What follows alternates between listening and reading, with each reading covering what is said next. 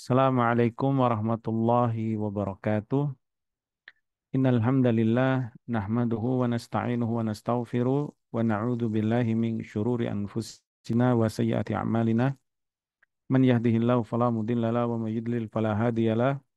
Asyhadu an la ilaha illallah wahdahu la syarikalah wa asyhadu anna Muhammadan 'abduhu wa rasuluh sallallahu alaihi wa ala alihi wa sahbihi wasallam.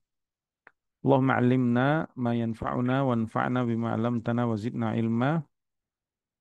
Allahumma aslih lana sya'nana kulla wa la takilna ila anfusina tarfata ain. Subhanaka la ilma lana illa ma 'allamtana innaka antal alimul hakim. Uh, Ikhwati fid din rahimani wa rahimakumullah.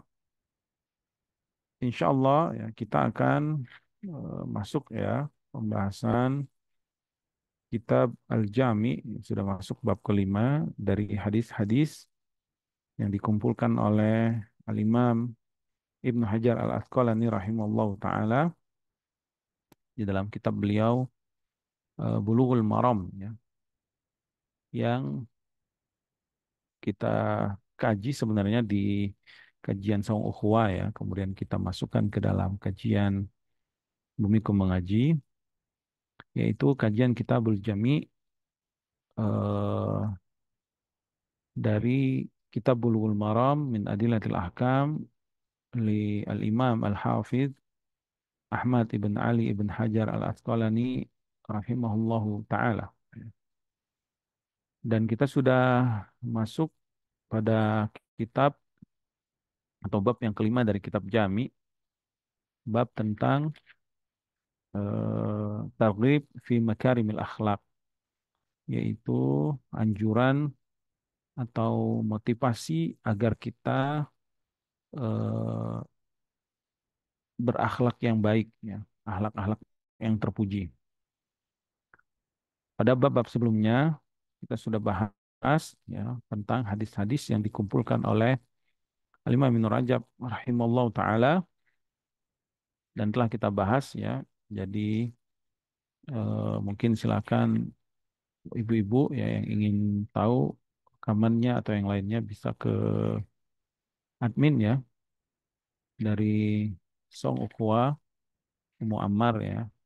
Hafizallahu taala. Adapun sekarang kita langsung masuk pada bab yang kelima dari kitab ini ya, yaitu bab targhib fi makarimil akhlak, sebelum nanti kita masuk bab yang terakhir yaitu bab az-zikri wad du'a. Bab-bab sebelumnya yaitu babul adab, babul birri wassilah, wa babul zuhdi wal wara, wa babul rahab bin masail akhlak, itu sudah kita bahas. Naam, mungkin sedikit mukaddimah ya sebelum kita masuk bab tentang targhib fi makarimil akhlak ya. Di sini penulis eh, memasukkan bab tentang anjuran untuk berakhlak baik. Sebelumnya beliau membuat hadis yaitu bab-bab mengumpulkan hadis-hadis yang dijadikan satu bab tentang eh, larangan atau peringatan ya terhadap akhlak-akhlak yang buruk. Sekarang beliau masuk anjuran kepada akhlak-akhlak yang baik ya. Sebagaimana kita tahu bahwa akhlak itu ya yaitu sesuatu yang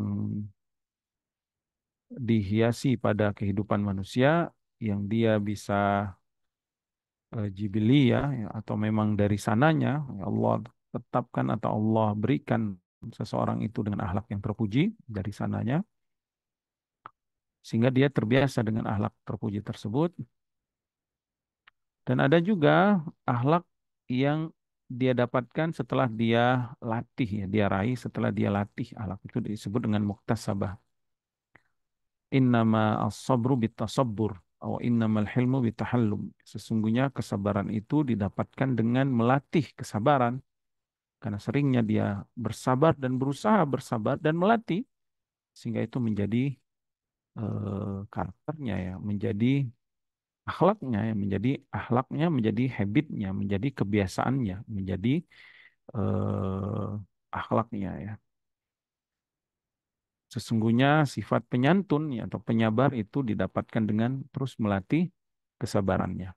Tetapi memang ada orang yang sudah dari sananya dia itu dikaruniakan oleh Allah sifat penyabar. Ya.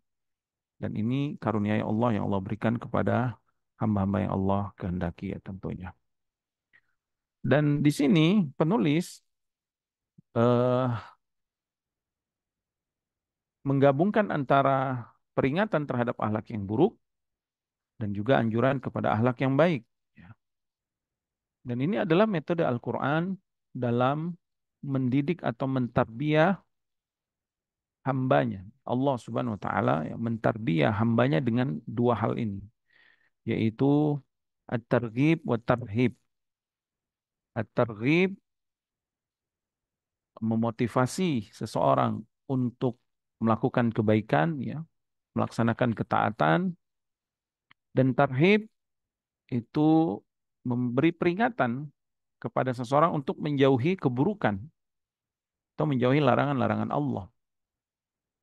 Allah Subhanahu wa taala di dalam banyak Al-Qur'an, di dalam banyak Al-Qur'an, di dalam banyak Al-Qur'an Allah Subhanahu wa taala selalu ya menyebutkan anjuran untuk melakukan kebaikan dan juga eh, melarang ya, atau mengancam orang-orang yang melakukan keburukan. Dalam surah Al-Baqarah misalkan Allah berfirman, ya, bala man kasaba sayyi'atan wa ahatat bihi khati'atuhu faulaika ashabun an-nar. Faulaika ashabun nari hum fiha khalidun. Tidak demikian kata Allah, tidak seperti anggapan atau prasangka atau keyakinan orang Yahudi itu yang meyakini mereka masuk neraka itu cuma sebentar. Ya, kata mereka apa lan tamassanan naru illa ayyaman ma'dudah. Kata Allah, balah nggak seperti itu. Yang benar man kasaba sayyi'atan wa ahatat bi khati'atuh. Siapa yang melakukan sayyi'ah, keburukan. Keburukan itu berarti dia entah meninggalkan perintah Allah atau melaksanakan larangan Allah. Ya, dan keburukan yang paling buruk tentu meninggalkan perintah dan melaksanakan larangan ya, melakukan kesyirikan atau meninggalkan kewajiban keimanan ya, atau melaksanakan perintah sujud, ya, sholat misalkan atau yang lainnya. Maka Allah berfirman, wa ahabat bihi khati'atuhu, dan dia diliputi dengan kesalahannya itu terus-menerus, tidak bertobat, tidak mau beriman. Faulaika ashabun nar, kata Allah, nanti kelak dia menjadi penghuni neraka. Hum fiha khalidun. Mereka akan kekal di dalamnya. Ini ancaman dari Allah. Setelah itu Allah memotivasi dan memberikan anjuran untuk beriman dan beramal soleh. Wallazina amanu wa amilus solihati ulaika ashabul jannati hum fiha khalidun. Adapun orang yang beriman dan beramal soleh, maka mereka akan menjadi penghuni surga. Hum fiha khalidun. Mereka juga akan kekal di dalamnya. Di dalam surat An-Nisa misalkan, Allah berfirman, "Laisa bi amanikum." Ya, surga itu atau kesenangan akhirat, kesenangan yang abadi ya, kenikmatan yang sangat nikmat, itu bukan angan-angan kalian. Ya. Wala amani ahli kitab, bukan juga angan-angannya ahli kitab. Man ya'mal su'an yujza bihi wala yajid lahu min dunillahi waliya wala nasira. Kata Allah, siapa yang melakukan keburukan, maka akan dibalas oleh Allah dan kelak mereka nggak akan ada penolongnya, nggak ada pembantunya, nggak ada yang menolong mereka, nggak ada yang menjadi wali mereka, pelindung mereka pada hari kiamat nanti. Selain Allah, nggak bisa ditolong lagi. Karena keburukan atau kekufuran yang mereka lakukan. Sebaliknya, yaitu ancaman. Sebaliknya, wa may ya'mal minas solihati min dzakarin aw untha wa huwa mu'min, siapa yang melakukan amal soleh yang dilakukan dengan ikhlas karena mengharap wajah Allah dan mengikuti aturan Rasulullah SAW, ya sunnah Nabi SAW, kaifiyahnya, metodenya, caranya, maka laki-laki atau perempuan wahwa mu'min faulaika yadkhulunal jannah wa la yudlamuna nakira. Kata Allah, mereka akan dalam keadaan beriman ya, melakukan amal soleh, laki-laki dan perempuan tersebut, mereka akan masuk surganya Allah Dan Allah tidak akan menzolimi sedikit pun dari amalan-amalan tersebut, kebaikan tersebut. Nggak akan ada yang Allah zolimi. Dan banyak ayat-ayat yang lainnya dalam surat Al-Isra, misalnya Allah berfirman, In ahsantum li anfusikum wa in asatum falaha. Kalau kalian melakukan kebaikan, maka kebaikan itu akan kembali kepada diri kalian sendiri. Ini motivasi agar kita melakukan kebaikan. Dan sebaliknya, siapa yang melakukan keburukan, maka dia akan mendapatkan keburukannya tersebut. Ya. Dalam surat Al-An'am, misalnya Allah berfirman, Menja'abil hasanati falahu asyru amthaliha. Siapa yang melakukan kebaikan, Allah akan balas lipat ganda. Allah akan lipat gandakan kebaikan tersebut dengan 10 kali lipat. Wa man jaa bisayyi'ah fala yujza illa mislaha wa hum la yuzlamun. Siapa yang melakukan keburukan, maka dia akan dibalas sesuai dengan keburukannya dan dia tidak akan dizolimi. Dan ayat-ayat yang lainnya.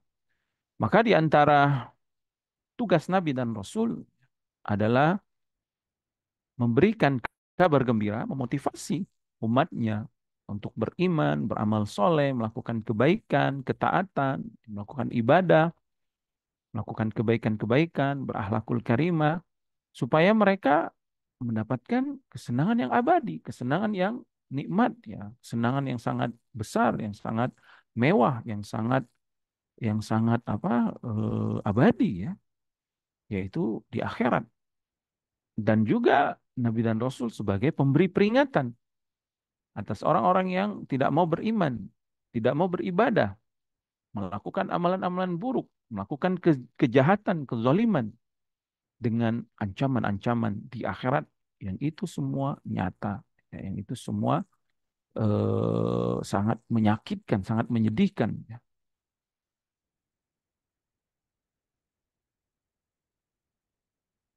Allah berfirman, ya,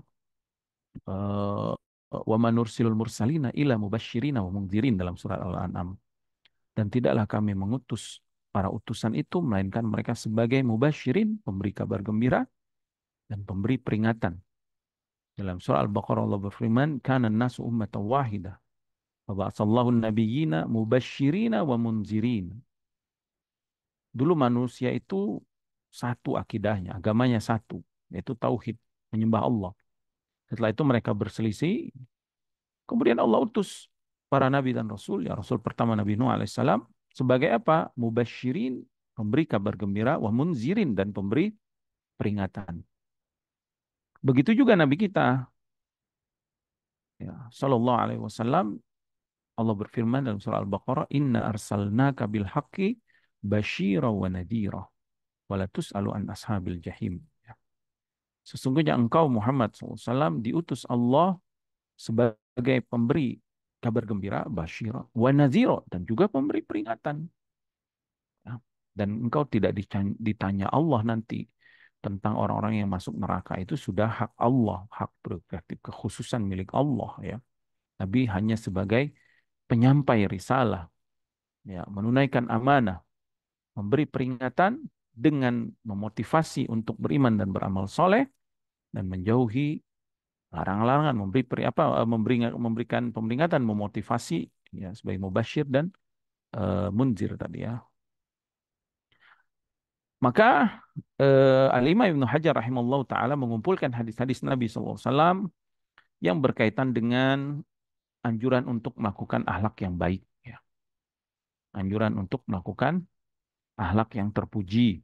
Yang sebelumnya beliau menulis hadis-hadis atau mengumpulkan hadis-hadis yang berkaitan dengan eh, peringatan terhadap akhlak yang buruk, ya.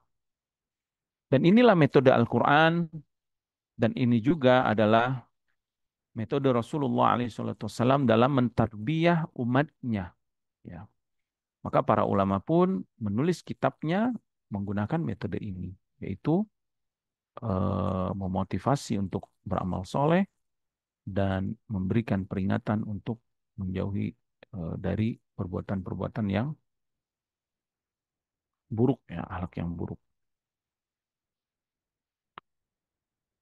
Kita juga sebagai pendidik sebagai dai, sebagai guru, sebagai orang tua, maka juga harus menggunakan metode ini ya. Saat kita mentarbiyah,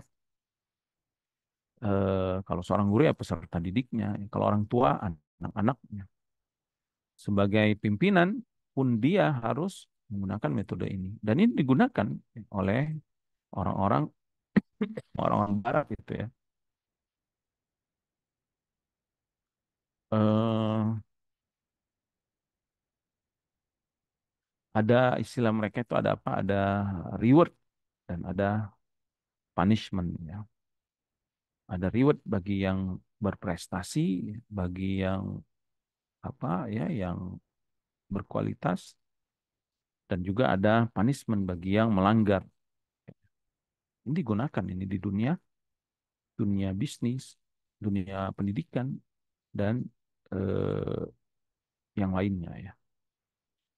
Memang Allah Subhanahu wa taala sudah menetapkan hal demikian, dan manusia itu jiwanya itu ya, kan kita hidup ini difitrahkan oleh Allah, punya harapan, kita itu sangat berharap ingin memiliki sesuatu, juga ada rasa takut. Jadi memang sudah Allah fitrahkan kita itu untuk mengharap sesuatu ya, mendapatkan sesuatu, dan juga takut untuk terjadi sesuatu yang buruk. Makanya para ulama, ya, para fuqaha itu menyebutkan ya di antara tujuan Allah menurunkan Al-Quran, eh, menetapkan syariat, adanya haram, adanya halal, adanya hukuman-hukuman, dan juga adanya balasan-balasan, ganjaran-ganjaran itu di antara tujuannya itu adalah jalbul masalih wa darul mafasid. Adanya syariat itu ya, mendapatkan maslahat dan juga menghilangkan kemudaratan. Ya. Maka dari itu kita pun akhirnya termotivasi melakukan kebaikan karena kita tahu eh, maslahat yang akan kita dapat dari kebaikan yang kita lakukan. Sederhana saja. Dan masalah makan aja ya. Itu di antara dua keadaan ini ya, seperti dua mata uang ya, dua apa, dua mata uang logam itu yang nggak bisa terpisahkan ini, mengharap dan juga apa memotivasi untuk melakukan kebaikan, menjauhkan dari keburukan ya. Makan aja, kalau anak kecil mungkin belum kepikiran, kalau orang yang sudah dewasa, apalagi perempuan ya, biasanya memikirkan berat badannya itu. Apalagi kalau orang yang sudah mulai badannya ya, kepala tiga, kepala empat ya, kepala lima apalagi ya, sudah khawatir dia, nggak mau makan sembarangan. Maka kan dia akhirnya menjaga itu. Maka dia memotivasi dirinya untuk memakan makanan yang baik, yang bergizi, dan meninggalkan makanan-makanan yang buruk. Walaupun itu halal, tapi buruk untuk tubuhnya dia tinggalkan itu. Dan dia melakukan olahraga. Dan itu sederhana sih, untuk makan saja ya, kebutuhan tubuhnya gitu.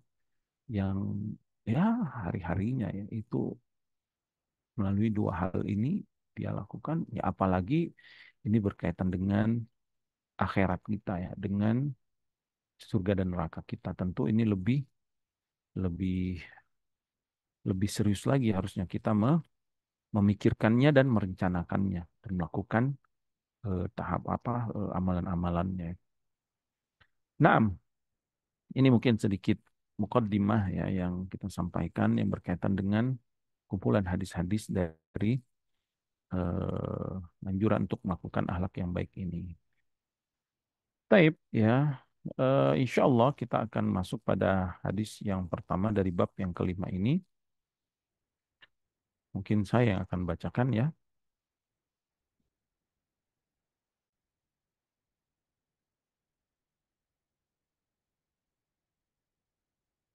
Di sini ada bapak-bapak mau bacakan, tafadhol ya. Kalau ada yang ingin baca hadis yang pertama, naam.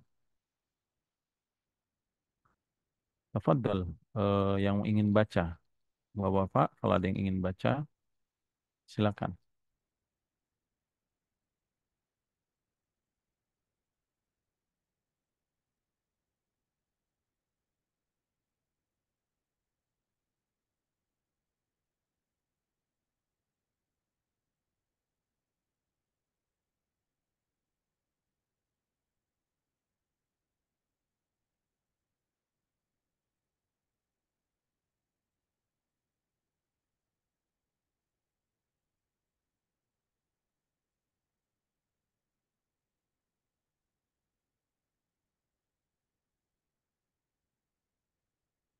Baik, nggak ada yang baca, nggak ada yang belum siap baca, Bapak.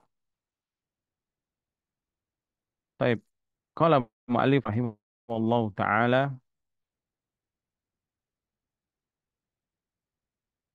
bab at-targhib fi makarimil akhlak. Bab memotivasi untuk melakukan akhlak yang baik ya. An Ibnu Mas'ud radhiyallahu taala anhu qala qala Rasulullah sallallahu alaihi wasallam, dari sahabat Ibnu Mas'ud radhiyallahu taala anhu, dia berkata, telah bersabda Rasulullah sallallahu alaihi wasallam, "Alaikum bis-sidqi fa inna as-sidqa yahdi ilal birri wa innal birra yahdi ilal jannah wa ma yazalu ar-rajulu yasduqu wa yataharra as-sidqa hatta yuktabu 'indallahi siddiqa." Kata Nabi sallallahu alaihi wasallam, hendaklah kalian jujur atau melakukan perbuatan jujur. Dan jujur maksudnya adalah mutabaqatu al-khabaru lil waqi'.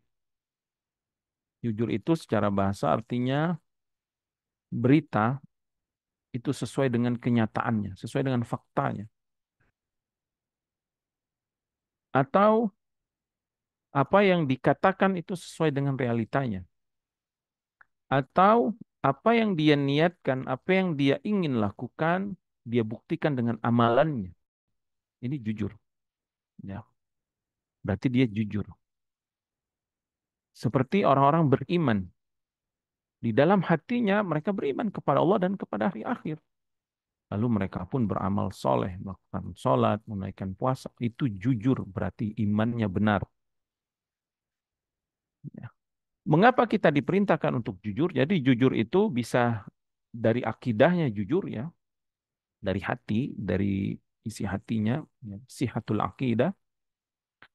Kemudian dengan lisannya pun dia berbicara dengan jujur dan dibuktikan dengan amalannya, dengan amalannya. Maka lawan dari jujur itu adalah dusta. Nanti kita lihat makna dusta. Nabi SAW bersabda, fa inna sidqa yahdi ilal birri. Karena jujur itu Allah akan menambahkan hidayah kepadanya. Dengan kejujurannya Allah akan tambahkan taufik dan hidayah kepadanya. Dia nanti bisa melakukan perbuatan bir, perbuatan baik. Dan albirru itu adalah jamak atau gabungan dari semua kebaikan. Baik dari hatinya, akan dibenarkan nanti akidahnya, akan diperbaiki lisannya dengan kaulan sadida, ya, dan akan diperbaiki amalnya, akan diperbaiki amalnya. Ya ayyuhalladzina amanu taqullaha wa qulu qaulan sadida. Kata Allah, wahai orang beriman, bertakwalah kepada Allah dan ucapkanlah ucapan yang benar, ucapan yang lurus, ucapan yang hak. Gitu. Yuslih lakum a'malakum wa yaghfir lakum dzunubakum. Maka nanti Allah akan memperbaiki amal-amalan kalian dalam surah Al-Ahzab itu. Dan inilah dia hidayah itu bisa ditambah oleh Allah. Makanya Ahlussunnah wal Jamaah, ya, para ulama Ahlussunnah wal Jamaah yakini bahwa iman itu bertambah dan berkurang. Ziyadatul iman bil a'mali salihah. Dengan amal-amal soleh itu akan menambah keimanan. Allah akan tambahkan ya. Ya. Allah akan menambahkan imannya. Maka Allah akan memberikan taufik kepada perbuatan albir, perbuatan baik. Allah berfirman dalam surah Al-Baqarah itu, laisal birra an tuwallu wujuhakum qibala al-masyriqi wal maghribi walakinnal birra man amana billahi wal yawmil akhir wal malaikati wal kitabi wan nabiyyi wa atal mala ala hubbihi dawil qurba wal yatama wal masakin wa ibnas sabil wasailina wa fir riqabi wa aqamas shalah wa ataz zakah wal mufuna bi ahdihim idza ahadu was sabirina fil ba'sa'i wad dharra'i wa hinal ba's ulaika alladzina shadaqu, kata Allah. dalam surah Al-Baqarah ayat 177 itu. Ketika Allah ingin menjelaskan tentang makna al-birru, makna kebaikan. Bukanlah kebaikan itu engkau menghadap wajahmu ke timur atau ke barat. Tapi kebaikan itu, kata Allah, maknanya adalah iman, beriman. Ya, kebaikan hati, i'tiqad yang sahih, ya, akidah yang sahih, akidah yang benar. Engkau beriman kepada Allah, kepada hari akhir, kepada kitabnya, malaikatnya, nabinya, ya, malaikatnya, kitabnya, nabinya. Dan engkau melakukan amal soleh dengan hartamu yang paling kau cintai, engkau berikan kepada kerabat, anak yatim, orang miskin, ibnu sabil. Kemudian engkau menunaikan janjimu, menepati janjimu. Apabila engkau berjanji, engkau mendirikan sholat, menunaikan zakat, engkau bersabar saat paceklik, kesulitan atau saat peperangan, ya, atau saat sakit. Allah Subhanahu wa taala mengatakan ulaikal ladzina sodaku. Merekalah orang-orang yang benar, orang yang jujur. Jadi jujur itu sesuai antara keyakinan, iktikadnya amalannya dan amalannya. Ya. Kemudian wa ulaika humul muttaqun. Katalah mereka lah orang yang bertakwa. Nah, Nabi SAW mengatakan setelah Allah memberikan hidayah kepada kebaikan, wa innal birra yahdi ilal jannah. Kebaikan-kebaikan, ya, kebaikan dari akidah tadi, kebaikan pada ucapannya, ucapannya apa, lisannya dan amalannya akan membawa dia kepada surganya Allah Subhanahu wa taala. Subhanallah, ya. Maka ini menunjukkan bahwa kejujuran itu akan menambah hidayah kepada banyak kebaikan.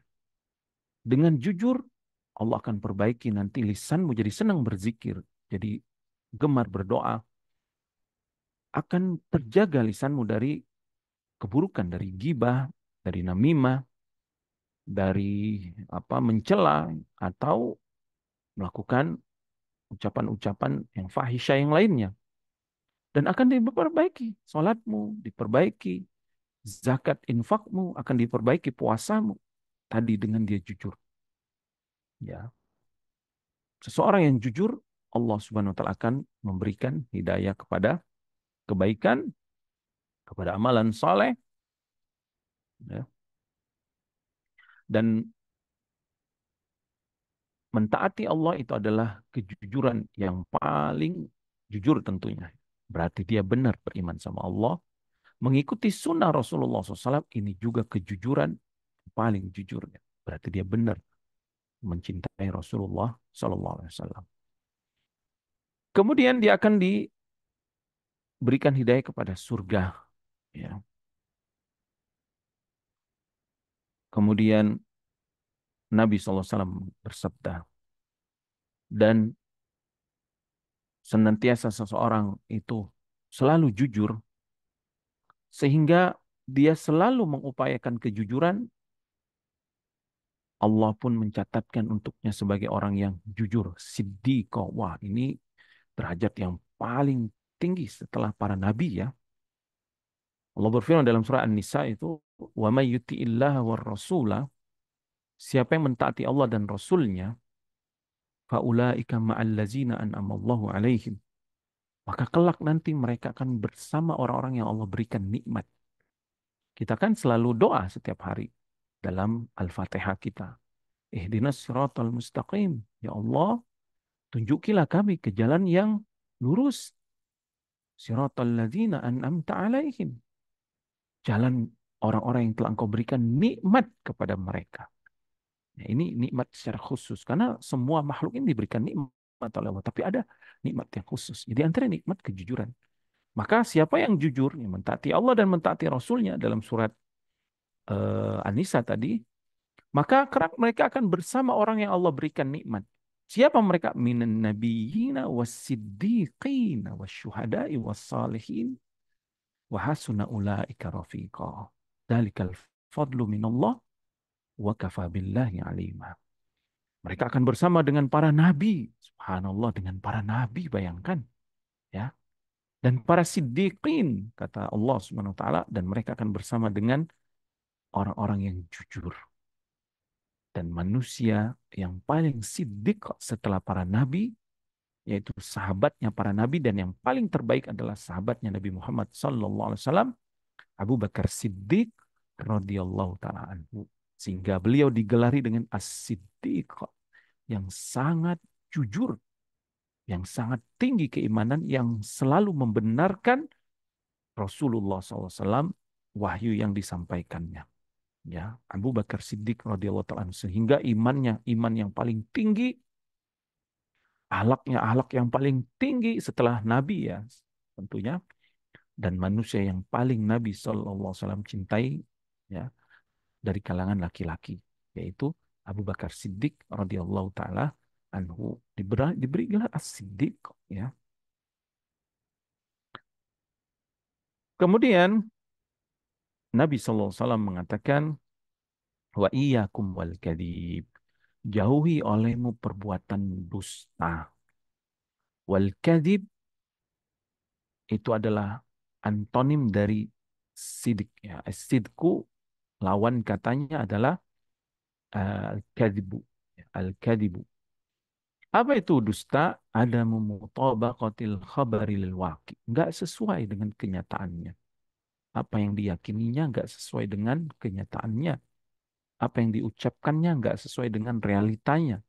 Ya, kita tahu ya, pembohong itu eh, bohong ya, bohong gitu. Tadi saya ngelihat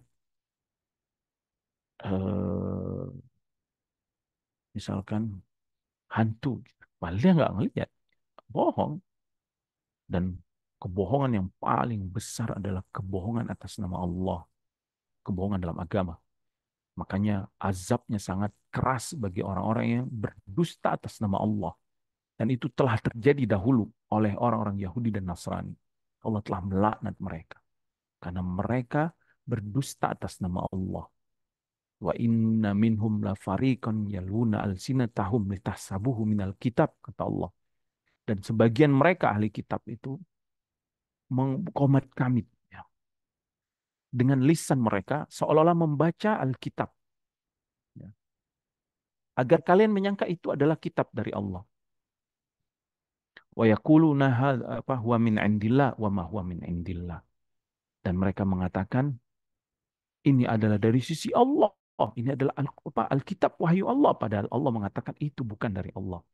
Wa yaquluna 'alallahil kadziba wa hum ya'lamun. Dan mereka berdusta atas nama Allah, padahal mereka tahu itu bukan firman Allah. Makanya Allah melaknat mereka, mengancam mereka dengan ancaman yang sangat keras. Mereka menyembunyikan firman Allah, menyembunyikan kebenaran, berdusta, mengatakan Nabi Muhammad SAW bukan utusan Allah. Itu kan keyakinan mereka. Makanya mereka nggak mau masuk Islam. Kenapa? Karena mereka mengatakan Nabi Muhammad SAW itu bukan utusan Allah. Padahal Nabi SAW itu tercatat di dalam kitab-kitab mereka. Alladzi yajidunahu indahum ya. Fit Taurati wal Injil. Yang Nabi SAW itu telah termaktub di dalam kitab-kitab mereka di Taurat dan Injil. Ya. Makanya Allah laknat mereka. Innal ladzina yaktumuna ma anzalna minal bayyinati wal huda min ba'di ma tabayyana lahu min ba'di ma bayyanahu lin-nasi fil kitab ulaika yal'anuhumullahu wa yal'anuhumul la'inun. Orang-orang yang menyembunyikan kebenaran ini tentang risalah Nabi Muhammad SAW, kebenaran akan nubuahnya, agamanya, yang membenarkan agama para nabi sebelumnya, membenarkan kitab-kitab sebelumnya dan menyempurnakan syariatnya. Mereka sembunyikan itu setelah Allah menjelaskannya dengan sejelas-jelasnya. Dijelaskan untuk kemaslahatan umat manusia. Maka Allah berfirman, mereka yang akan mendapatkan laknat dari Allah ya, dan makhluk-makhluk yang melaknat lainnya. Nah, kedustaan. Dan kedustaan yang besar ya, setelah berdusta atas nama Allah, berdusta atas Nabi Muhammad sallallahu alaihi wasallam. Man kadzdzaba alayya muta'ammidan falyatabawwa maq'aduhu finnar. Wa minan nar, atau kama qala Rasulullah SAW, hadis mutawatir. Barang siapa yang berdusta atas namaku, kata Nabi SAW, maka tempat duduknya nanti kembali adalah neraka jahanam. Ancaman dari Nabi SAW. Dan betapa banyak orang-orang zaman sekarang demi ingin mendapatkan simpatisan dari manusia, penghormatan dari manusia, harta dari manusia, mereka menipu manusia dengan cerita-cerita hurafat-hurafat, tahayul-tahayul, kebid'ahan. Bahkan mereka mengaku, saya bertemu Rasulullah SAW, saya langsung berbicara dengan Rasulullah SAW, ya. Nas'alullah salam wa afiyah, ya. Dan ini sungguh kedustaan yang sangat merusak, ya. Kemudian kedustaan orang-orang munafik. Mereka mengatakan amanna billah wa bil yaumil akhir. Ya, wa minan nasi may yaqulu amanna billahi wa bil yaumil akhir. Sebagian manusia ada yang mengatakan dengan lisannya, yaquluna bi afwahihim ma laisa fi qulubihim. Kata Allah, mereka mengucapkan dengan ucapannya manis, seakan-akan orang yang paling cinta, yang paling taat, yang paling beriman. Apa-apa yang tidak ada dalam hati, padahal hatinya rusak, mobrok, ragu, mencela, marah. Ya, wa ma hum bimu'minin, kata Allah. Mereka tidaklah beriman, yukhadi'un Allah. Mereka ingin menipu Allah. Nah, wallazina amanu, dan ingin menipu orang-orang beriman. Wa ma yakhda'una illa anfusahum wa ma yash'urun. Padahal mereka itu sedang menipu diri mereka sendiri, tapi mereka nggak sadar. Kata Al-Imam Asy-Syaukani rahimahullah ta'ala dalam tafsir beliau itu, eh, apa kata beliau? Kenapa Allah mengatakan mereka menipu diri mereka sendiri? Karena mereka menipu dengan zat yang maha tahu akan segala sesuatu. Jadi akhirnya mereka menipu sendiri ya. Kayak kita, kayak anak kita ingin menipu kita. Padahal kita tahu dia berbohong. Itu kan seakan-akan dia menipu dirinya sendiri. Ya, anak kita bilang, bukan adek misalkan yang menjatuhkan ini Pak, atau yang melakukan ini Bi. Padahal kita tahu, kita lihat tadi, atau kita lihat CCTV. Nah itu kan hakikatnya dia nggak menipu. Anak kita itu nggak menipu kita. Karena kita tahu. Kita itu ketipu kalau kita nggak tahu. Waduh, saya tertipu. Tapi kalau kita tahu, dan Allah Maha tahu kebusukan hati orang-orang munafik, sehingga Allah tidak tertipu. Hakikatnya mereka menipu diri mereka sendiri, tapi mereka nggak sadar. Inilah kedustaan, inilah kebohongan. Dan al-kadibu ini salah satu sumber kerusakan. Sumber kerusakan itu adalah kebohongan, ya, kedustaan. Ya. Kenapa? Karena Nabi SAW mengatakan fa'innal kadiba yahdi ilal fujur. Karena kedustaan itu akan memberikan hidayah kepada atau memberikan pengaruh kepada dosa-dosa yang lain. Dan ini kita ketahui ya. Ketika seseorang berbohong, sekali dia berbohong, dia akan terus berbohong, dia akan terus berbohong, dia akan terus berbohong. Karena itu dia sudah terbiasa dengan kebohongan. Ya. Akhirnya dia pun melakukan dosa-dosa yang lainnya. Ya. Maksiat-maksiat yang lainnya. Dia sudah terbiasa dengan melakukan perbuatan fasik, merusak di muka bumi, dan tumbuhlah eh, dosa-dosa yang lainnya. Ya. Lihat itu di rumah tangga saja. Kalau sudah mulai berdusta antara suami atau istri, lihat apa yang akan terjadi. Ketika suami sudah mulai terbiasa berbohong, berdusta, akhirnya dia selingkuh, akhirnya dia menipu, akhirnya dia melakukan dosa-dosa yang lainnya. Begitu juga istri.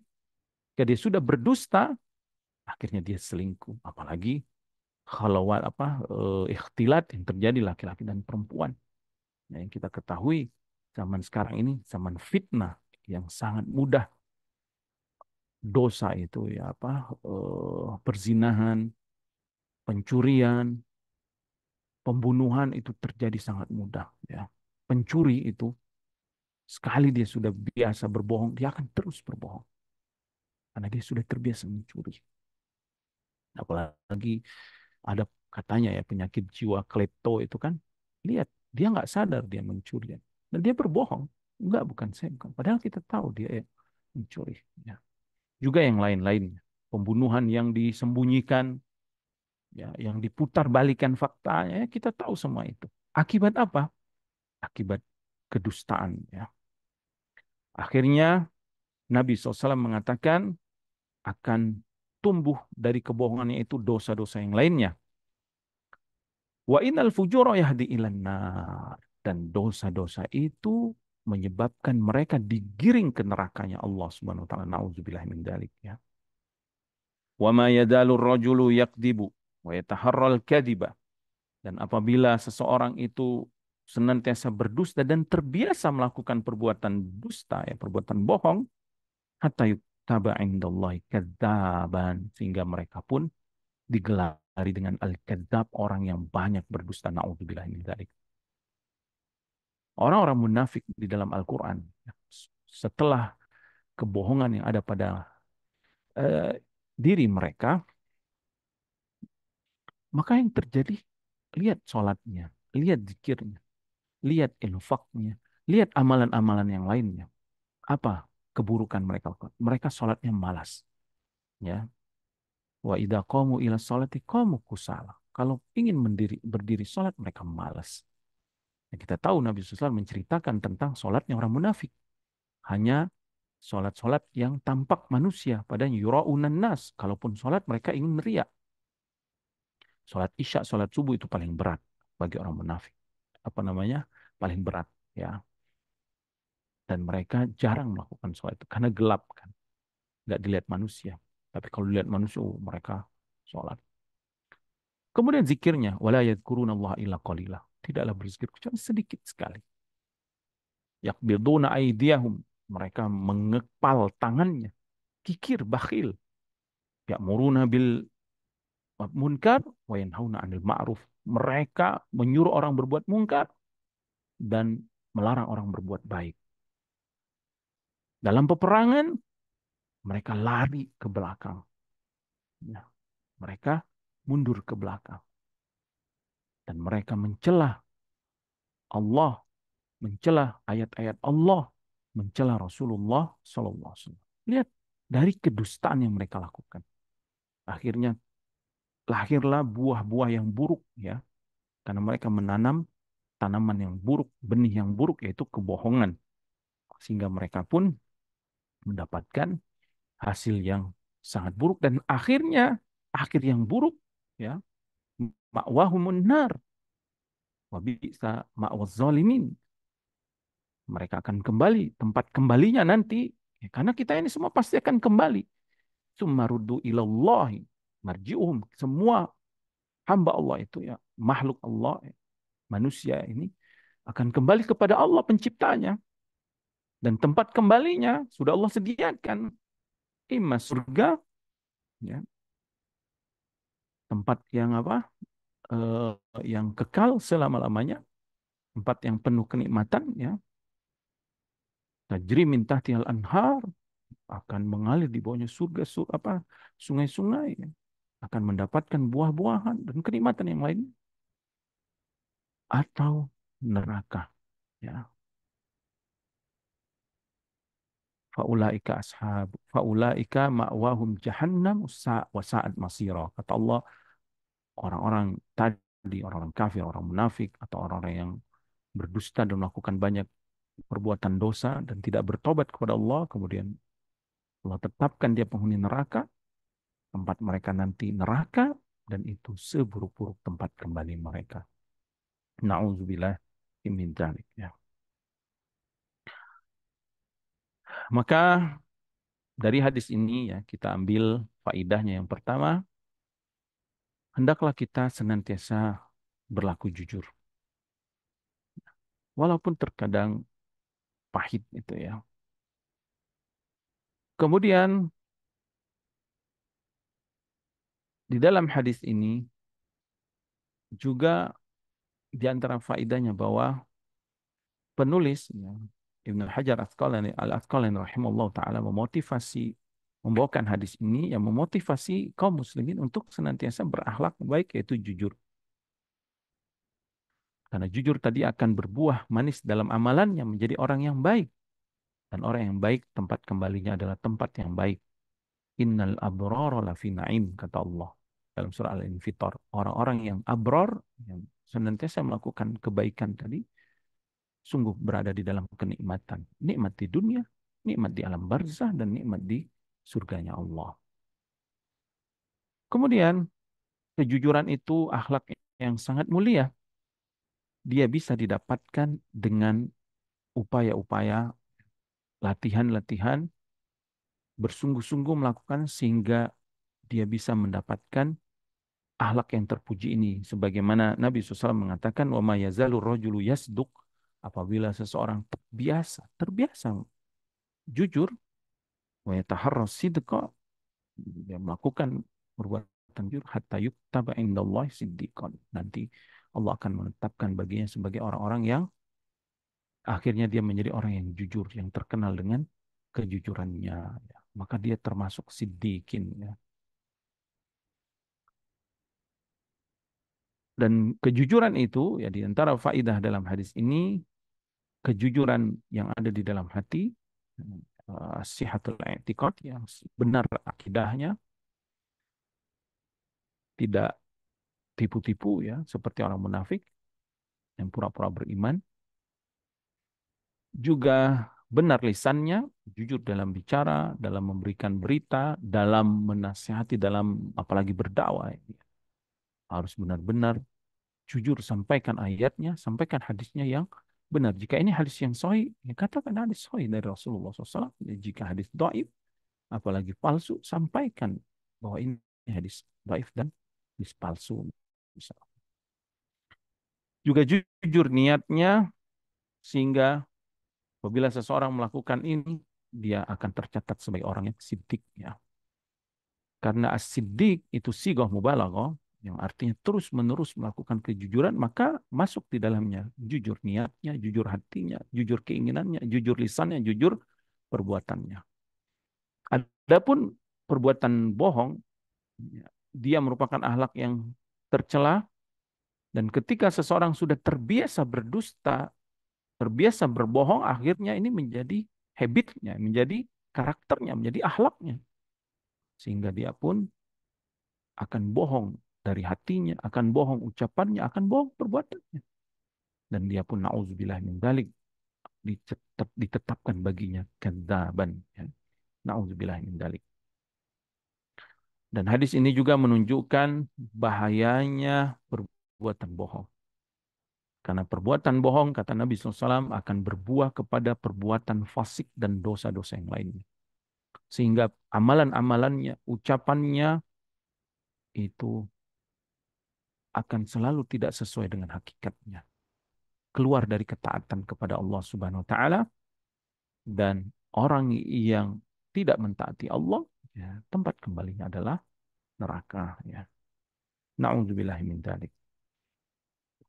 Ibu-ibu, ya, bapak-bapak, saudaraku yang dirahmati Allah, biasakanlah kita jujur, biasakanlah kita eh, benar ya perkataannya, agar Allah menambahkan taufik dan hidayahnya kepada kita semua. Wallahu ta'ala alam.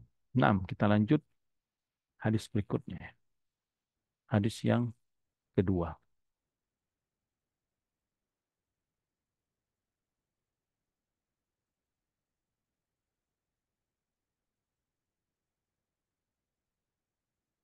Dari Abu Hurairah. Nah,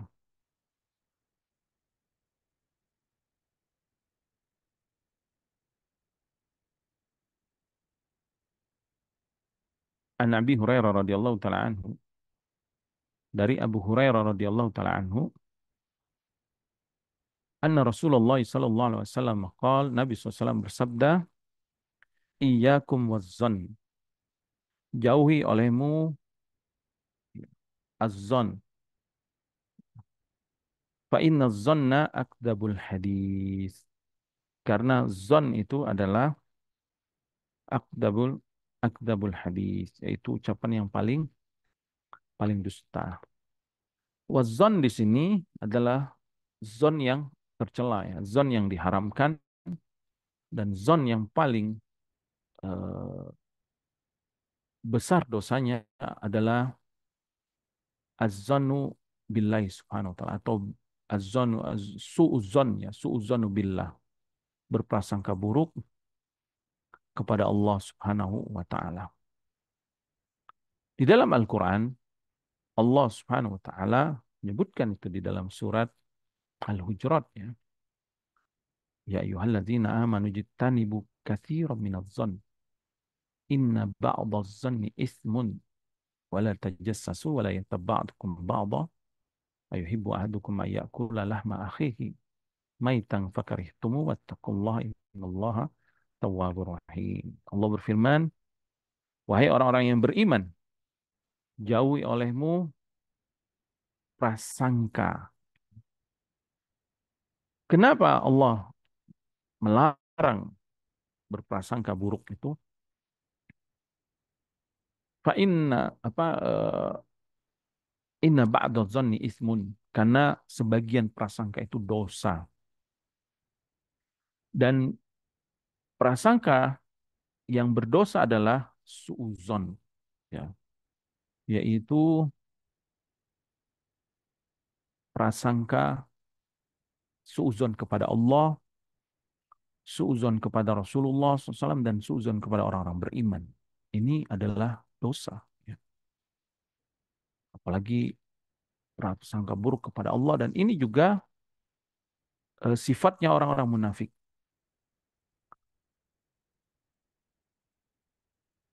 Sifatnya orang-orang musyrik ya, yang mereka berprasangka buruk kepada Allah Subhanahu wa taala.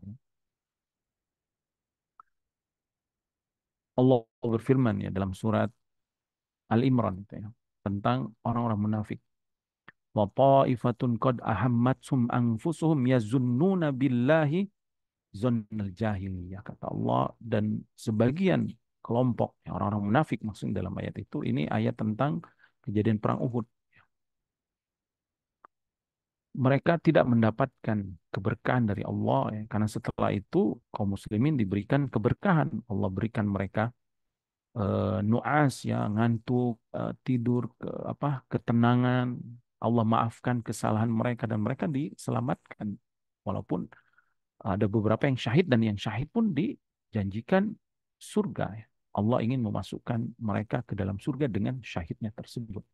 Adapun orang-orang munafik, maka mereka tidak mendapatkan itu semua.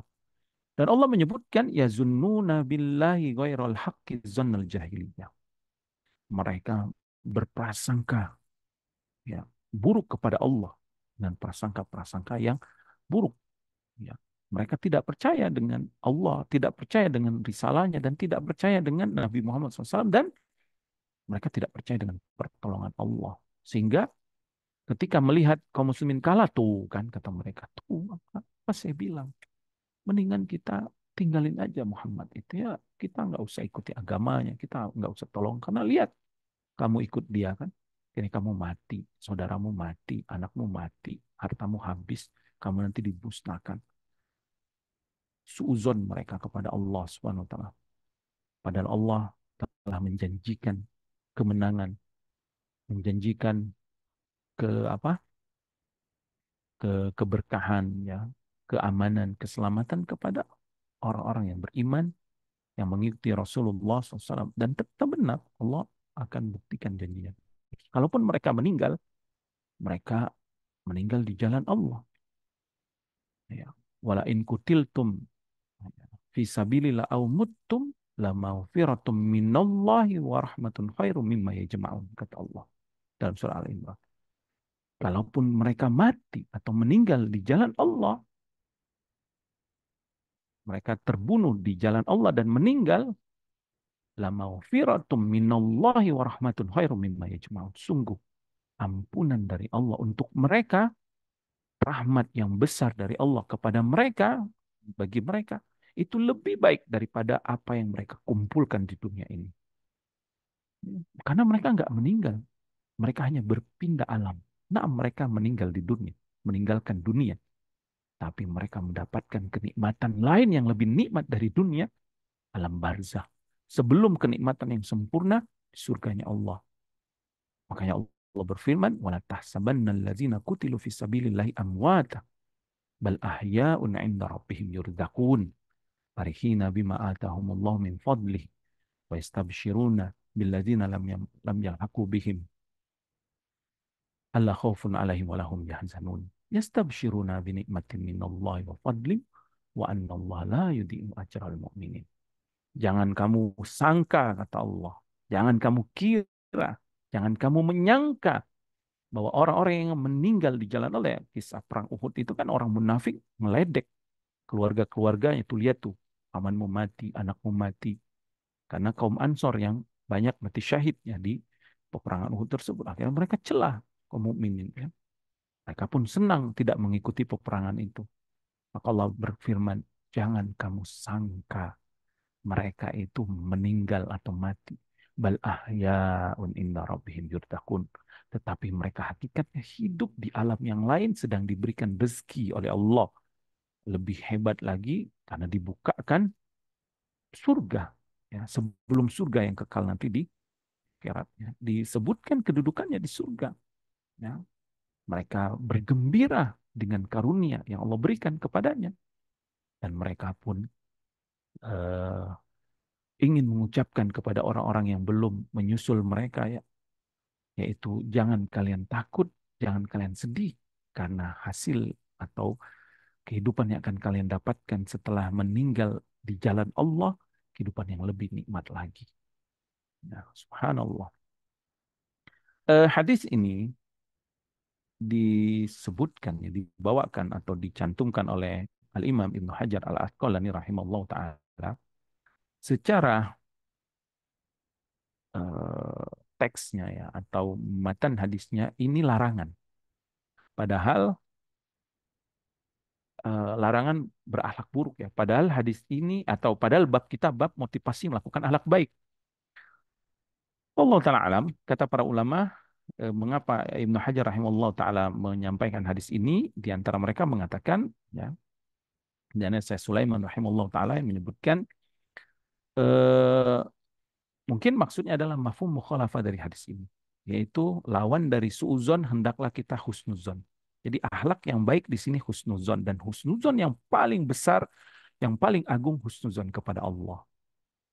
Apalagi saat kita mendapatkan musibah, mendapatkan kesempitan hidup, mendapatkan kesulitan, disinilah ujiannya. Bagaimana keimanan kita kepada Allah. Maka orang yang beriman dia tetap husnuzon kepada Allah. Ya, sebagaimana Nabi SAW dan para sahabatnya, saat mereka kesulitan, mereka bukannya takut, bukannya lari, bukannya meninggalkan Rasulullah SAW, bahkan mereka semakin bertambah keimanannya. Sangat husnuzon kepada Allah. Alladzina qala lahumun nas innan nasa qad jama'u lakum fakhshawhum. Ketika hampir selesai perang Uhud, itu kan kaum muslimin tercerai-berai. Akhirnya syaitan, ya, dari kalangan jin, dari kalangan manusia, menakut-nakuti. Orang munafik menakut-nakuti. Orang munafik itu menakuti, mengatakan, "Hei, lihat kalian orang-orang Quraisy, orang-orang musyrik, orang-orang Arab berkumpul lagi akan menyerang kalian." Apakah mereka ditakut-takutin itu takut, atau mereka langsung suuzon? Ya, kok saya sudah capek-capek berjuang kok malah diserang terus. Apa kata Allah? Fazadahum imana. Justru semakin bertambah keimanan mereka. Wa qalu hasbunallah wa ni'mal wakil. Kata mereka, cukuplah Allah penolong kami. Silakan mereka mau menyerang kami, cukuplah Allah penolong kami. Secara logika iya, ya, jumlah kami sedikit, tempat kami kecil, misalkan Madinah, sedangkan Jazirah Arab luas, bisa saja mereka kumpulkan semua orang-orang untuk menyerang kota Madinah dan membumi hanguskan kaum muslimin. Naam, tapi penolong kami ini Allah, pencipta langit dan bumi, yang menurunkan wahyu kepada Rasulnya, yang memilih Rasulnya, dan yang akan memenangkan Rasulullah. Mereka sangat yakin Allah pasti akan memenangkan mereka. Husnuzon kepada Allah. Bertambah keimanannya, dan mereka mengucapkan hasbunallah, tawakal yang paling tinggi, kalimat yang sangat agung, ucapan hasbunallah wa ni'mal wakil. Cukuplah Allah bagi kami sebaik-baik penolong kami. Maka apa yang mereka dapatkan ketika husnuzon? Fanqalabu binikmatin minallah wa fadlin lam yamsashum su' wattaba'u ridwanallah. Mereka pun kembali. dengan kenikmatan dari Allah ya, dan mereka mendapatkan karunia dari Allah dan mereka tidak mendapatkan keburukan sedikit pun. Bahkan Allah mengatakan wallahu dzu fadlin azim. Allah memiliki karunia yang besar bagi orang-orang yang beriman tersebut. Saudaraku yang dirahmati Allah, maka ini husnuzon. Husnuzon itu sangat penting, terutama saat kita ditimpa kesulitan, ditimpa kesempitan, ditimpa musibah. Wajib kita sangat yakin akan pertolongan Allah. Hatta yaqula rasulu ya walazina amanu ma'ahu mata nasrullah. Orang-orang zaman dahulu itu diuji lebih berat daripada ujian kita. Sebagian mereka ada yang digergaji kepalanya gitu ya, karena mempertahankan keimanan. Sebagian mereka ada yang dilempar di lubang lalu dibakar. Sebagian mereka ada yang digoreng di kuali ya, untuk mempertahankan keimanan mereka. Tapi mereka tetap yakin akan pertolongan Allah. Kalaupun mati, mereka mati di jalan Allah.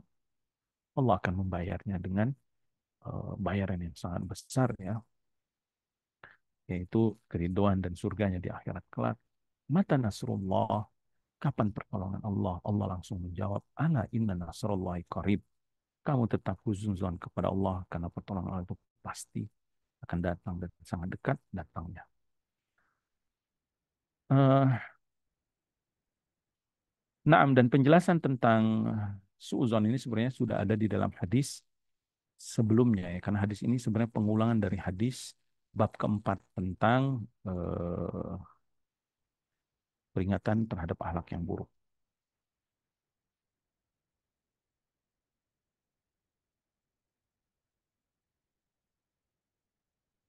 Di dalam hadis ini, di antara faidahnya, hendaklah kita senantiasa berprasangka baik, ya, terutama tadi ya kepada Allah ini wajib hukumnya dan ini pahalanya besar ya. Kemudian berprasangka baik kepada Rasulullah SAW terhadap hadis-hadisnya, taslim wajib kita terima hadis Nabi SAW, walaupun itu mungkin terkadang logika kita nggak sampai gitu ya, atau tidak memahaminya, atau kok bisa gitu misalkan logika logika maka hilangkan itu semua. Kalau hadisnya sahih, wajib kita taslim sami'na wa ata'na fala wa rabbika la yu'minuna hatta yuhaqqimuka fima syajara bainahum tsumma la yajidu fi anfusihim harajan mimma qadaita wa yusallimu taslima. Kata Allah, demi Rabbmu, mereka belum beriman sebelum mereka jadikan engkau sebagai hakim, kemudian tidak merasa berat hati mereka, dan mereka ridho dan mereka taslim, tunduk patuh menerima keputusanmu. Sunnah Rasulullah SAW. Dan hendaklah kita husnuzon kepada kaum muslimin, apalagi saudara-saudara kita yang mereka terbiasa biasa melakukan perbuatan baik, orang-orang yang melakukan ketaatan, apalagi kalau itu guru kita, ustadz kita yang mengajarkan kita, wajib kita kedepankan husnuzon. Tidak ada manusia yang terbebas dari kesalahan. Terkadang guru kita, ustadz kita, atau eh, para ulama sekalipun itu bisa jatuh ke dalam kesalahan. Maka kita berikan uzur, oh mungkin beliau lupa, mungkin beliau sedang dalam keadaan eh, dalam keadaan yang tidak tidak tidak tepat pada waktunya ya misalkan. Terkadang memang banyak hal-hal yang kita tidak sadar ya. Saya pernah berjalan itu di di sebuah jalan ya, ketemu dengan sahabat lah ya, maksudnya orang dekat, tapi nggak saya tegur. Akhirnya dia nyamperin saya, ditegur. Padahal dia udah berapa kali negur. Ternyata memang kita itu kadang lagi fokus terhadap sesuatu, ingat sesuatu, sehingga ada orang yang kita kenal, yang dia bahkan udah ngucapin salam, kita nggak negur. Nah, kalau orang itu seuzon, pastikan ini kenapa kok dia akhlaknya buruk banget, nggak menegur saya, nggak menjawab salam saya. Padahal saat itu dia saya dalam keadaan ini, dalam keadaan ya sedang fokus gitu, sedang lagi bikin sesuatu atau lagi mau menuju sesuatu, sehingga orang-orang sekitar tuh nggak terlihat. Nah, terkadang kan kita, kok saya dicuekin gini, akhirnya kita seuzon, akhirnya kita berpikir macam-macam. Nah, hilangkan ini. Kita husnuzon, kita berikan uzur kepada saudara-saudara kita. Itu juga kita melihat kesalahan saudara kita yang dia terbiasa melakukan ketaatan, tiba-tiba kita melihat suatu kesalahan, berikan uzur, husnuzon kepadanya. Mungkin yang bisa kami sampaikan. Semoga Allah menambahkan taufik dan hidayah kepada kita semua. Wassalamualaikum ala nabiyina Muhammadin wa ala alihi wasallam wa akhiru da'wana alhamdulillahirabbil alamin. Subhanakallahumma bihamdika asyhadu an la ilaha illa anta astaghfiruka wa atubu ilaik. Assalamualaikum warahmatullahi wabarakatuh. Nah,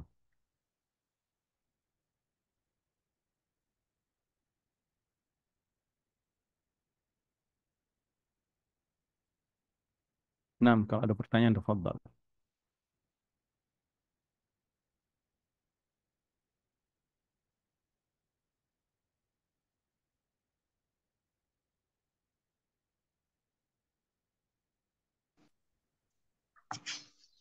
Ya Ustadz, jazakumullahu khairan atas penjelasannya Ustadz. Yang ingin Nah, ditanyakan adalah, Assalamualaikum warahmatullahi wabarakatuh. Ustadz tadi menjelaskan Waalaikumsalam bahwa warahmatullahi wabarakatuh. hati kita harus dijaga dari prasangka buruk. Tapi terkadang Ustadz, hati itu dengan sendirinya suka berprasangka yang tidak-tidak terhadap sesuatu. Nah, bagaimana mengendalikan itu ya Ustadz? Padahal sebenarnya kita sudah menyadari misalnya bahwa itu adalah takdir Allah, atau kita sudah memahami bahwa misalnya kalau ini berkaitan sama orang, ya sudahlah biar memang dia sifatnya seperti itu. Jadi tidak usah berprasangka buruk lagi. Nah, untuk mengendalikan ini bagaimana caranya ya Ustadz? Mohon nasihatnya, jazakumullahu khairan. Wa jazakumullah khair barakallahu fikum. Naam, naam, hati ini berbolak-balik ya. Dia yuqallibullahu kaifa yasha. Allah membolak-balikkan sebagaimana Allah kehendaki. Dan hati ini juga tempat eh ininya syaitan. Syaitan membisikkan ke dalam hati kita prasangka-prasangka buruk, niat-niat yang buruk, ya datang dari syahwat kita ditambah al-khannas itu allazi waswisu fi sudurin nas ya minal jinnati wan nas yang selalu me- memberikan was-was ke dalam dada-dada manusia, ke dalam hati manusia ada setannya ya, dari kalangan jin atau manusia. Makanya di antara upaya yang harus kita lakukan ya supaya hati kita ini senantiasa terjaga, senantiasa Allah perbaiki, ya Allah jaga, kemudian Allah sucikan sehingga dia menjadi hati yang salim, yang sehat, yang selamat. Yang pertama ya kita berdoa kepada Allah Subhanahu wa taala, dan banyak sekali doa-doa dari Al-Qur'an ya atau dari sunnah Nabi SAW yang berkaitan tentang penjagaan hati. Rabbana la tuzigh qulubana ba'da idh hadaitana wa hab lana min ladunka rahmah innaka antal wahhab. Ya Allah, la tuzigh qulubana, jangan engkau palingkan hati kami ya Allah. Ba'da idh hadaitana, setelah engkau berikan hidayah ke dalamnya. Nah, yang pertama banyak berdoa atau doa-doa dari Nabi SAW. Ya muqallibal qulub, tabbit qalbi ala dinik, atau ya musarrifal qulub, sarif qulubi ila ta'atik. Wahai yang membolak-balikan hati, ya bersihkan hati ini di atas agamamu. Wahai yang membolak-balikan hati, tetapkan hati ini di atas ketaatan kepadamu. Kemudian juga doa-doa Nabi yang lainnya, Allahumma ati nufusana taqwaha, misalkan wa zakkiha anta khairu man zakkaha anta waliyuha wa maulaha. Wahai Allah, ya Rabb kami, ya berikan ke dalam jiwa kami, ya, masukkan ke dalam hati kami ketakwaannya, dan sucikan hati kami, sucikan jiwa kami. Engkaulah pemiliknya, engkaulah penolongnya. Atau doa Allahumma inna na'udzubika min qalbin la yakhsha wa min nafsin la tashba wa min min doa la istajabu laha. Min ilmin la yanfa. Allah, ya Allah, lindungi kami dari ilmu yang tidak bermanfaat, dari hati yang tidak khusyuk. Ya, itu juga doa. Karena biadillahil khair, di tangan Allah semua kebaikan. Maka banyak-banyaklah berdoa. Karena banyak berdoa itu adalah bukti kebaikan seorang hamba. Dengan dia banyak berdoa kepada Allah. Ya, karena Allah yang memerintahkan untuk berdoa. Jadi jangan sia-siakan, jangan lewatkan waktu-waktu yang mulia ini. Di waktu azan dan iqamah, di hari Jumat, di waktu asarnya, saat safar, saat sakit, saat hujan turun, saat sepertiga malam, itu waktu-waktu yang sudah Allah berikan kesempatan kepada hamba-hamba untuk pengabulan doanya. Walaupun ya setiap waktu kita terus berdoa, tapi di waktu-waktu itu lebih khusyuk lagi. Di waktu sujud kita berdoa kepada Allah dengan jujur, dengan benar-benar mempasrahkan diri, ya. Kemudian benar-benar seperti anak kecil yang merengek-rengek, pengen banget mendapatkan sesuatu tersebut, yaitu kebaikan hati tersebut, doa.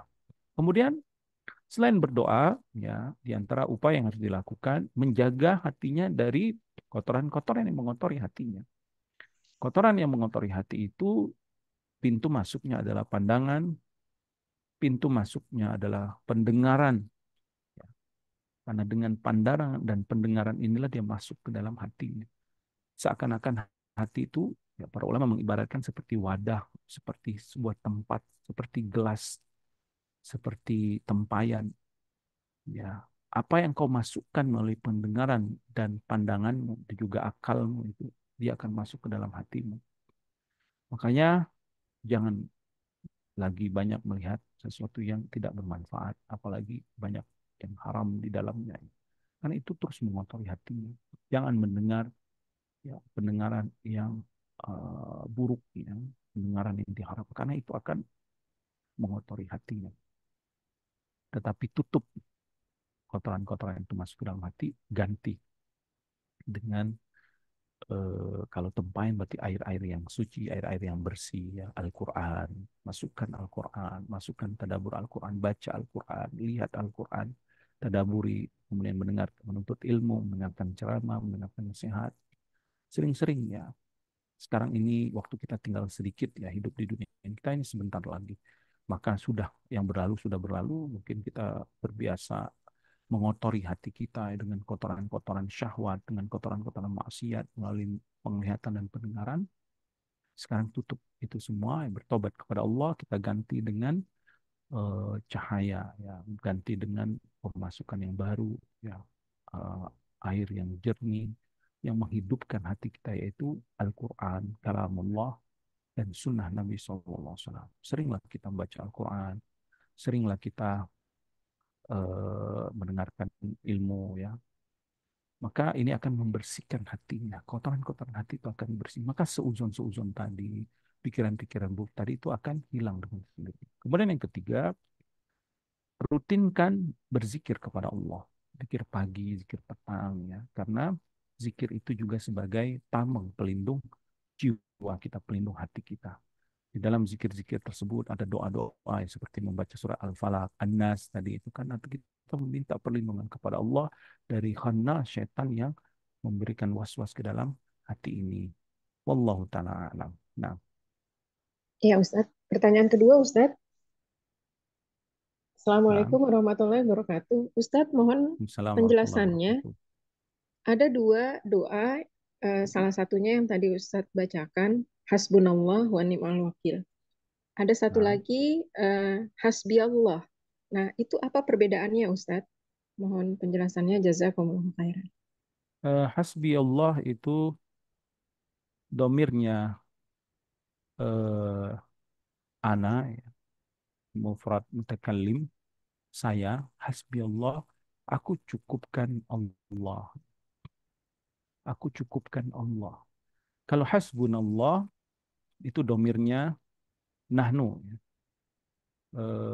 Kami, hasbunallah, kami mencukupkan hanya Allah. Itu maknanya sama, cuma bedanya hasbi Allah lebih, ya, lebih intim lagi, ya, dia sendiri gitu. Sedangkan hasbunallah, kami semua bersama-sama. Menggunakan hasbi Allah atau hasbunallah itu silakan. Tafadhal. Nah, wallahu taala alam. Masya Allah, ya Ustadz, jazakumullah khairan. Mungkin pertanyaan terakhir ini Ustadz. Nah, tafadhal. Ya, Assalamualaikum warahmatullahi wabarakatuh. Ustadz tadi Waalaikumsalam menjelaskan warahmatullahi tentang wabarakatuh. zon.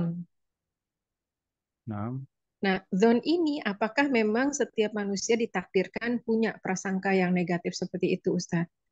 Dan apakah untuk para wali, para nabi, mereka sebenarnya juga mempunyai zon ini, Ustadz? Jazakumullah khairan. Dan satu lagi, Ustadz, di sini ketika Hmm. kita merasa sering bohong, apakah kita harus khawatir kita ditutup di akhir hayatnya juga menjadi pembohong? Jazakumullah khairan atas penjelasan dan nasihat Ustaz. Nah, jazakumullah khair. Nah, azan, azan itu merupakan salah satu dari perbuatan hati ya yang ada pada setiap semua manusia. Para nabi pun punya zon, punya prasangka. Ya. Dan zon itu tidak serta-merta kalimat yang buruk ya. Karena ada husnuzon, ada suuzon. Tadi kan, makanya Allah berfirman tadi dalam surah Al-Hujurat itu ayat ke berapa? Itu ayat ke 10 kalau nggak salah atau 11 ya. 11 atau 12 saya lupa itu.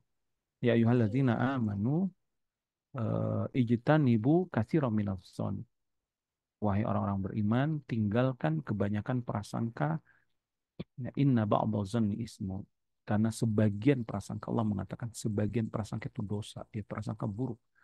Apakah para nabi punya zon prasangka? Punya, tetapi mereka husnuzon. Prasangka mereka itu mereka diliputi dengan prasangka yang selalu prasangka yang baik. Ya, karena mereka tahu betul hak Allah Subhanahu wa taala yang Maha Agung. Mereka sangat mengenal Allah sehingga hati mereka diliputi dengan husnuzon. Nabi Ayub alaihi salam itu ditimpa musibah yang sangat berat yang mungkin tidak ada orang yang bisa eh, sanggup ya menghadapi musibah tersebut. Beliau ditimpa penyakit bertahun-tahun dan penyakitnya nggak main-main ya, sangat sakit. Bahkan digambarkan ya dalam tafsirnya itu ulat-ulat itu memakani tubuh beliau. Keluarganya meninggalkannya, kekayaannya hilang, pengikutnya hilang, murid-muridnya hilang, pergi meninggalkan, bahkan istrinya meninggalkannya. Tapi apa prasangka Nabi Ayub terhadap keadaannya itu kepada Allah?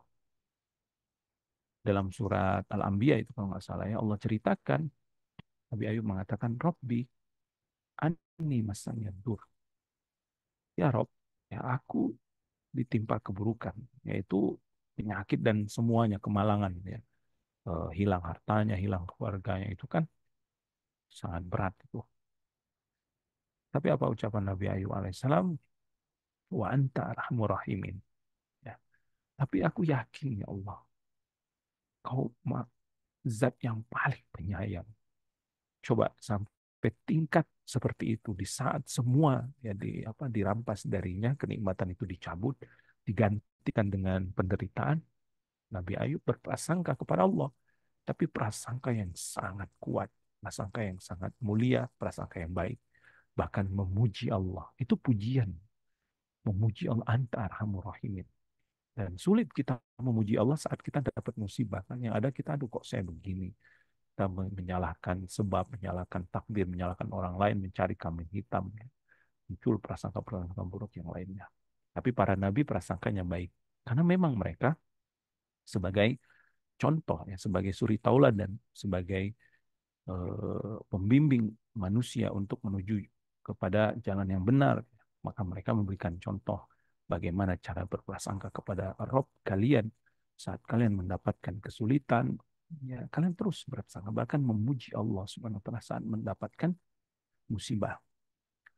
Dan banyak kisah-kisah para nabi itu sangat sangat sangat mulia sekali prasangka mereka ya.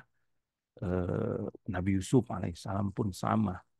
Nabi Yunus alaihi salam juga sama. Saat mereka mendapatkan sunnah, mereka terus berprasangka baik kepada Allah. Begitu juga para wali-wali Allah, ya, para sahabat Nabi, yang mereka berprasangka baik kepada Allah, ya, eh, dan mereka berakhlak yang baik, yang bersangka baik juga kepada Rasul mereka, kepada Rasulnya, dan juga kepada kaum muslimin tentunya. Jadi ada prasangka itu ya, tetapi tentu bertingkat-tingkat di kalangan manusia. eh, Semakin kuat keimanannya tentu prasangkanya semakin baik. Tapi semakin lemah keimanannya ya tentu akan banyak prasangka buruk. Wallahu taala alam. Tadi apa pertanyaan keduanya? Bila kita punya zon yang jelek dalam hati dan banyak bohong, apakah nanti di akhir hayatnya juga bisa tercatat seperti itu?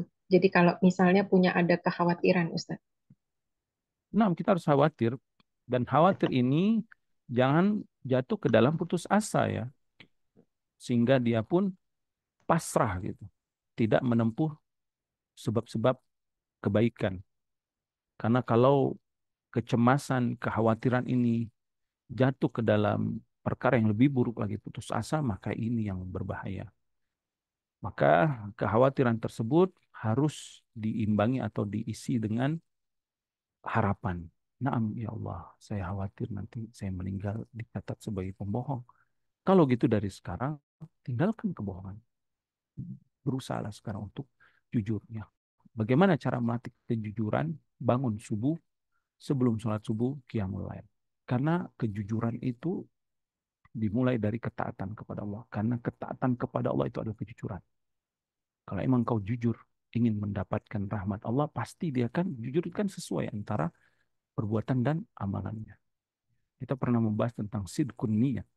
Syarat supaya seseorang itu bisa melakukan ibadah, yang pertama kata para ulama harus ada tekad yang kuat, sidqun niyah, jujur niatnya, sidqul azim, jujur tekadnya, ya, sehingga ya, dia siapkan untuk bangun tahajud, malam nggak bergadang, habis isya kalau nggak ada lagi kegiatan setelah makan atau yang lainnya, zikir, udah tutup semua aktivitas, gadget juga matikan, tidur, baca zikir, doa, tidur, dan niatkan rakaat untuk tahajud. Dengan mentaati Allah itu engkau telah jujur.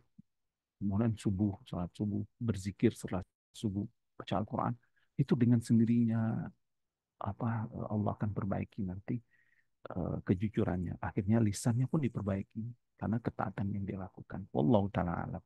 Nah, Masya Allah, ya Ustaz. Jazakumullah khairan atas penjelasan dan nasihatnya.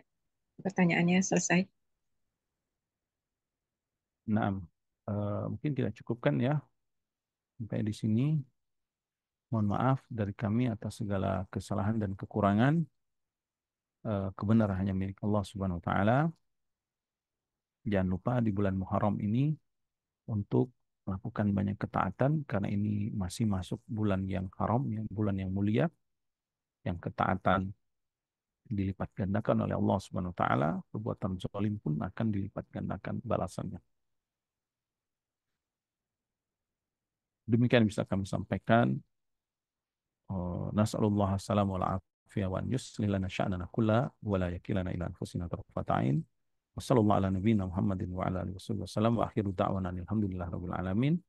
Subhanakallahumma bihamdika asyhadu an la ilaha illa anta astaghfiruka wa atubu ilaik. Assalamualaikum warahmatullahi wabarakatuh.